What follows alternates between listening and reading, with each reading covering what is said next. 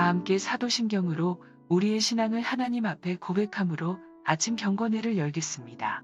우리 각자가 신앙을 고백하실 때 우리의 진심을 다해 고백하시기 바랍니다. 전능하사 천지를 만드신 하나님 아버지를 내가 믿사오며 그 외아들 우리 주 예수 그리스도를 믿사오니 이는 성령으로 잉태하사 동정녀 마리아에게 나시고 본디오 빌라도에게 고난을 받으사 십자가에 못 박혀 죽으시고 장사한 지 사흘 만에 죽은 자 가운데서 다시 살아나시며 하늘에 오르사 전능하신 하나님 우편에 앉아 계시다가 저리로서 산자와 죽은 자를 심판하러 오시리라. 성령을 믿사오며 거룩한 공회와 성도가 서로 교통하는 것과 죄를 사하여 주시는 것과 몸이 다시 사는 것과 영원히 사는 것을 믿사옵나이다. 아멘.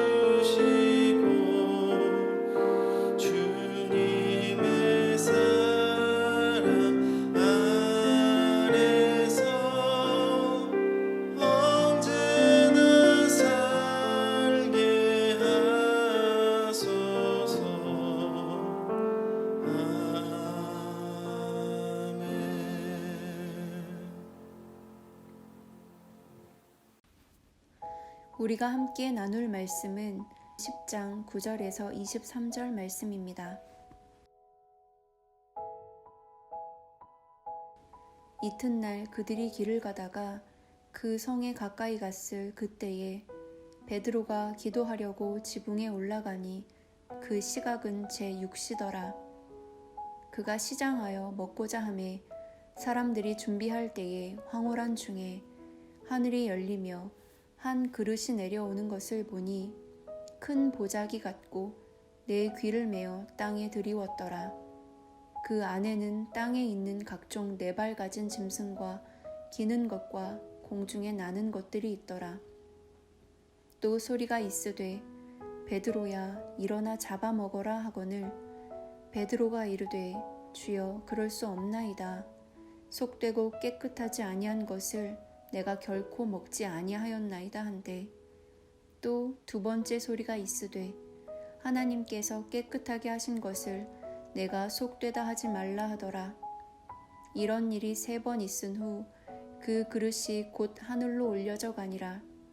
베드로가 본 바 환상이 무슨 뜻인지 속으로 의아해 하더니 마침 고넬료가 보낸 사람들이 시몬의 집을 찾아 문 밖에 서서 불러 묻되 베드로라 하는 시몬이 여기 유숙하느냐 하거늘 베드로가 그 환상에 대하여 생각할 때에 성령께서 그에게 말씀하시되 두 사람이 너를 찾으니 일어나 내려가 의심하지 말고 함께 가라.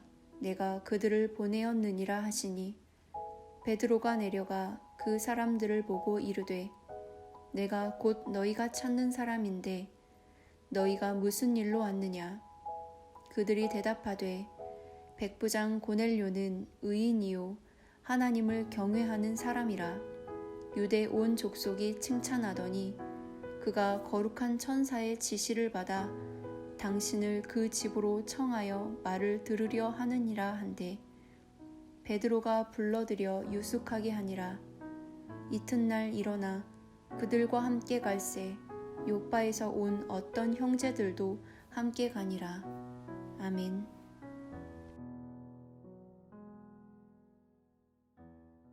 사도행전 10장 9절부터 23절을 중심으로 일하심의 반경, 하나님의 일하심의 반경이라는 주제로 함께 말씀을 나누겠습니다. 자, 어제 본문의 말씀을 기억하십니까? 모든 일의 시작이 고넬료의 기도였다 말씀을 드렸죠. 고넬료의 기도. 나 같은 것도 하나님이 받으십니까? 이렇게 연약하고 부족한데 하나님 정말 괜찮으시겠습니까? 라는 기도로 시작된 일이었다고 말씀을 드렸습니다. 근데 오늘 본문을 보면 베드로도 기도를 하고 있습니다. 자, 그런데 우리가 기도에 대해서 잘 생각해야 되는 게 있는데 기도는 기도라는 행위 자체에 의미가 있는 게 아닙니다. 많은 사람들이 너 몇 시간 기도했냐? 너 어떻게 기도하냐? 묻지만 사실 기도라는 행위 자체에 의미가 있는 게 아니고 먼저는 기도의 대상이 중요하고 당연한 일이죠. 그리고 무엇을 기도하는지가 중요합니다. 기도의 내용입니다. 자, 어제 고넬료에 대한 설명에서도 그랬지만 오늘 본문의 베드로도 어떤 기도를 했을지 기도의 내용, 베드로의 기도의 내용을 우리가 충분히 짐작을 할 수 있습니다. 자, 베드로는 이방인들에 대한 하나님의 생각, 하나님의 마음이 너무 궁금했던 것 같습니다. 왜냐하면 베드로가 지금 있는 곳이 어디죠? 무두장이 시몬의 집입니다. 근데 그 시대에 무두장이, 그러니까 가죽 제조업이라고 하는 것이 유대인들이 꺼려하는 것이고 율법적으로 부정한 짐승 이런 개념이 있기 때문에 매우 천하게 여기는 그런 직업이라고 말씀을 드렸습니다. 베드로는 유대인이었기 때문에 당연히 비슷한 생각을 하고 있었을 겁니다. 그럼에도 베드로가 거기에 간 이유는 바로 성령의 이끄심 때문이었습니다. 그러니까 성령의 이끄심 때문에 거기까지 가기는 했지만 여기로 왜 나를 보내시지? 라고 하는 깊은 고민이 베드로에게 분명히 있었을 겁니다. 그리고 그 깊은 고민은 하나님께 대한 질문, 기도로 이어졌을 겁니다. 그러니까 오늘 본문에서 베드로가 했던 제6시 기도 시간이라고 하는 그 기도, 6시 기도 시간의 기도라고 하는 건 단지 무엇을 주십시오, 무엇을 해 주십시오 이런 식의 일방적인 외침이 아니라 하나님의 뜻을 묻고 하나님께 듣는 진정한 의미에서의 기도였을 겁니다. 그때 하나님께서는 베드로에게 이제 대답을 주시는데 어떻게 주시죠? 오늘 본문을 보면 환상으로 대답을 주세요. 내용은 이렇습니다. 하늘에서 한 그릇이 내려오는데 그 그릇 안에는 땅에 있는 4발 가진 짐승과 기는 것과 공중에 나는 것들이 담겨 있었죠. 그러면서 하나님께서 그것을 잡아먹으라 이렇게 이제 말씀을 하십니다. 근데 베드로 입장에서는 그게 너무 부정한 음식이고 평생을 자기는 유대인으로서 율법을 지키며 살았기 때문에 너무 당연하게 그럴 수 없습니다. 그거 부정한 음식 아닙니까? 라고 이제 대답을 하죠. 그랬는데 똑같은 환상이 2번이 더 반복돼요. 그때가 제6시 기도 시간인데 우리나라 시간으로 보면 12시거든요. 12시. 그러니까 내가 너무 배가 고파가지고 하나님께서 내가 이런 환상을 하나님 이런 환상을 보여주시나? 내가 너무 배고픈데 야, 너 배고픈데 너 이런 거 먹을 걸 갖다 줘도 참을 수 있겠어? 이렇게 나한테 도전하시나? 이런 식으로 생각을 해가지고 오히려 더 적극적으로 괜찮습니다. 나 안 먹습니다. 라고 얘기했을지도 모릅니다. 그러나 궁금증은 계속 남아있었죠. 하나님 왜 자꾸 나에게 이런 환상을 보여주실까? 그러던 차에 누가 도착하죠? 고넬료가 보낸 사람들이 베드로에게 도착합니다. 우리는 하나님의 일하심에 대한 그 오해를 할 때가 참 많은데요. 하나님의 일하심의 크기를 생각하지 못하고 그저 자기 자신의 크기만 생각하더라는 겁니다. 그러나 하나님의 일하심의 반경이 얼마나 넓은지를 우리가 꼭 생각할 수 있어야 합니다. 하나님께서 우리에게 무언가를 요구하시고 명령하실 때 우리만 움직이는 게 아닙니다. 이미 엄청나게 많은 사람들이 동원되고 있다는 것을 알아야 합니다. 개인적인 이야기를 말씀드려서 조금 실례지만 저는 태국에 와서 16일을 격리하고 있는데 격리 기간 중에 밖에 나갈 수 없으니까 목사님 너무 힘드시죠, 이런 이제 말씀들을 많이 합니다. 근데 사실 저는 하루하루가 너무 짧습니다. 아침 경건회를 시작하고 나서부터는 정말 시간이 너무 부족해요. 아침부터 하루 종일 설교 준비하고 설교 영상을 찍고 그거를 또 한국으로 보내고 그러는 게 너무 바쁩니다. 하루가 너무 짧습니다. 한국에서도 그랬는데 여기 오니까 더 문제가 되는 게 인터넷 속도가 너무 느려요. 거기다가 계속 끊기고 연결되고를 반복하다 보니까 전송되는 시간 내내 제가 그걸 보고 있어야 돼요. 끊기면 또 눌러가지고 바로 전송하고, 끊기면 또 누르고, 이게 계속 이제 제가 반복이 되다 보니까 다른 일을 할 수가 없습니다. 그래서 마음이 안 좋았어요. 근데 결론적으로는 호텔 내에서 더 좋은 방으로 이사를 했습니다.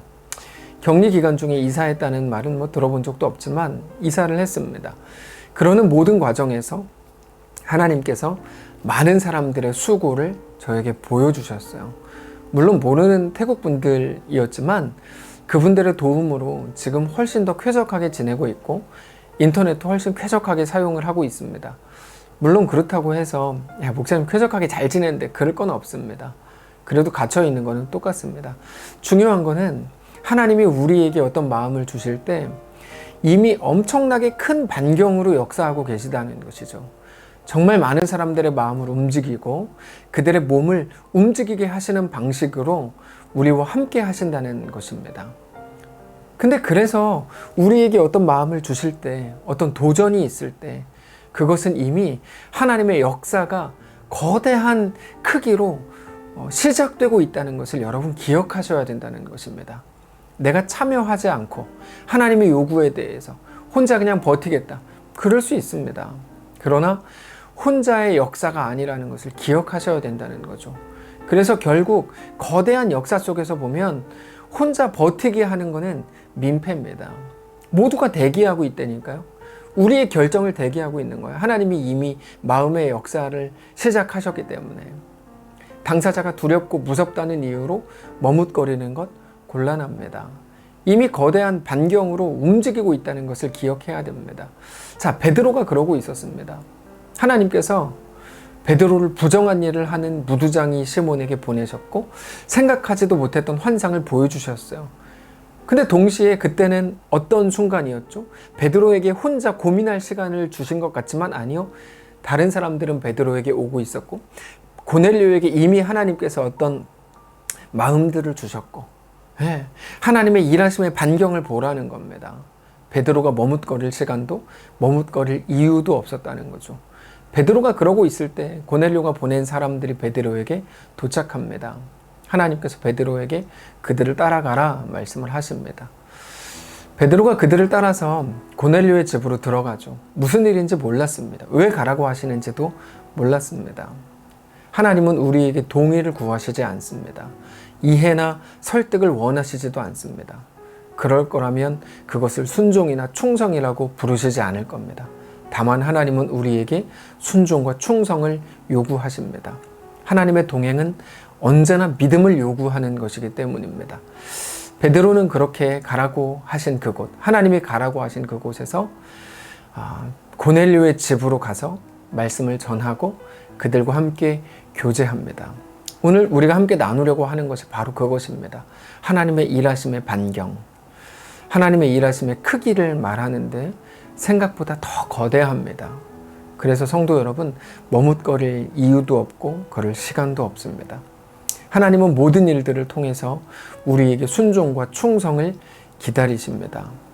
베드로가 순종해야 됐던 말씀은 여러분, 베드로의 오름을 깨뜨리는 것이었음을 기억하십시오. 베드로는 유대인으로 자라서 평생 유대인으로 컸고 그래서 유대인의 법칙, 그들의 율법에 매우 익숙합니다. 우리가 다음에 묵상하겠지만 베드로가 이방인을 만나야 했고 교제해야 된다는 모든 일들은 유대인에게 있어서 위법한 행동이었습니다. 그러나 그는 그것을 행하면서도 그런 자기의 오름을 깨뜨리면서까지 하나님의 명령에 순종해야 했죠. 베드로는 잘못한 게 없습니다. 율법도 하나님께로부터 나온 것이죠. 그게 전통적인 오름이었고 선조들 때부터 다 지켜왔던 것입니다. 그것을 깨뜨리는 거 쉽지 않았을 겁니다. 그러나 하나님은 그것마저도 요구하시는 거죠. 그때 순종과 충성이라는 말이 나오고 믿음이라는 말이 나오죠. 사랑하는 성도 여러분, 오늘 하나님이 우리에게 요구하시는 것은 무엇입니까? 우리 마음에 하나님의 충성과 순종을 요구하신다면 그것은 무엇을 포기하라는 것입니까? 순종은 다른 말로 하면 포기이고 내려놓음일 것입니다. 하나님의 요구에 순종하기 위해서 우리는 오늘 무엇을 내려놓아야 하고 무엇을 포기해야 합니까? 다만 그것을 두려워하지 마십시오. 다만 오늘 어느 자리, 어느 상황에 계시든지 우리 하나님을 믿으실 수 있기를 바랍니다. 하나님은 이미 일하고 계시고요.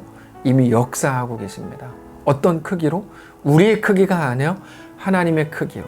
우리가 순종한다고 할 때 모든 것을 만들어내고 내가 직접 만들어내고 상황을 막 조정하고 사람들을 막 조정하게 하고 그런 게 아니고 우리의 마음을 정하면 될 문제입니다.